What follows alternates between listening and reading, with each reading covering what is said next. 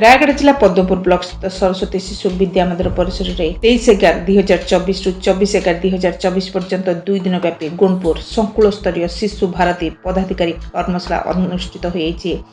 ଉକ୍ତ କାର୍ଯ୍ୟକ୍ରମରେ ପଦ୍ମପୁର ନିକଟସ୍ଥ 7ଗୋଟି ଶିଶୁ ମନ୍ଦିର ଯଥା ପଦ୍ମପୁର, ଗୁଣପୁର, ଗୁଡ଼ାରୀ, ଡମ୍ବସରା, କେନ୍ଦୁଗୁଡ଼ା, କୁମୁଡ଼ା, ରାମନାଗୁଡ଼ା ଅଞ୍ଚଳରୁ ପ୍ରାୟ 56 ଜଣ ଶିଶୁଙ୍କ ସହ ଉକ୍ତ ବିଦ୍ୟାଳୟଗୁଡ଼ିକରୁ ପ୍ରାୟ 20 ଜଣ ଗୁରୁଜୀ ଗୁରୁମା ଉପସ୍ଥିତ ରହିଥିଲେ। ଉକ୍ତ କାର୍ଯ୍ୟକ୍ରମର ଉଦ୍ଘାଟନୀ ଉତ୍ସବ 23/11 ଦିନ 3ଟାରେ ମଧ୍ୟ ଆରମ୍ଭ ହୋଇଥିଲା। ଏଥିରେ ମଞ୍ଚାସୀନ ଭାବରେ ମୁଖ୍ୟ ଅତିଥି ରୂପରେ ଶିଶୁ ସମ୍ପ୍ରସାରଣ ଅଧିକାରୀ ସସ୍ମିତା ରଥ ପ୍ରଦୀପ ପ୍ରଜ୍ୱଳନ କରି କାର୍ଯ୍ୟକ୍ରମର ଶୁଭ ଉଦ୍ଘାଟନ କରିଥିବା ବେଳେ ଶିକ୍ଷାବିତ ସଂକୁଳ ପ୍ରମୁଖ ଜଗନ୍ନାଥ ପଟ୍ଟନାୟକ, ସଂକୁଳ ସଂଯୋଜକ ପ୍ରଫୁଲ୍ଲ କୁମାର ଶତପଥୀ କାର୍ଯ୍ୟକ୍ରମର ଉଦ୍ଦେଶ୍ୟ ଉପରେ ବକ୍ତବ୍ୟ ପ୍ରଦାନ କରିଥିଲେ। ଅପରାହ୍ନରେ ସନ୍ଧ୍ୟାରେ ବନ୍ଦନା କାର୍ଯ୍ୟକ୍ରମରେ ସରକାରୀ ପ୍ରାଥମିକ ବିଦ୍ୟାଳୟର ଦିଲ୍ଲୀପ କୁମାର କରଙ୍କୁ ମୁଖ୍ୟ ଅତିଥି ରୂପରେ ନିମନ୍ତ୍ରଣ କରି ପୁଷ୍ପଗୁଚ୍ଛ ଏବଂ ଉପଢୌକନ ପ୍ରଦାନ ଦେଇ ଶ୍ରୀ ଜଗନ୍ନାଥଙ୍କଠାରେ ଶୁଭ ନାରିକେଳ ଏବଂ ପ୍ରଦୀପ ପ୍ରଜ୍ୱଳନ କରାଯାଇ କାର୍ଯ୍ୟକ୍ରମକୁ ଶୁଭାରମ୍ଭ କରାଯାଇଥିଲା। ତତ୍ପରେ ସ୍ଥାନୀୟ ପରିଚାଳନା ସମିତିର ଯୁଗ୍ମ ସମ୍ପାଦକ ଡକ୍ଟର ଅରୁଣ ମାନସିଂହ ମୁଖ୍ୟ ଅତିଥି ରୂପରେ ଉପସ୍ଥିତ ରହି ଛାତ୍ରଛାତ୍ରୀଙ୍କୁ ଭବିଷ୍ୟତରେ ଉତ୍ତମ ନାଗରିକ ହୋଇ ଦେଶ ଗଠନରେ ସହାୟକ ହେବାକୁ ଉଦ୍ବୋଧନ ଦେଇଥିଲେ। ତତ୍ପରେ ଛାତ୍ରଛାତ୍ରୀ ସାଂସ୍କୃତିକ କାର୍ଯ୍ୟକ୍ରମ ପରିବେଷଣ କରିଥିଲେ। ଉକ୍ତ କାର୍ଯ୍ୟକ୍ରମର ଅନ୍ୟମାନଙ୍କ ମଧ୍ୟରେ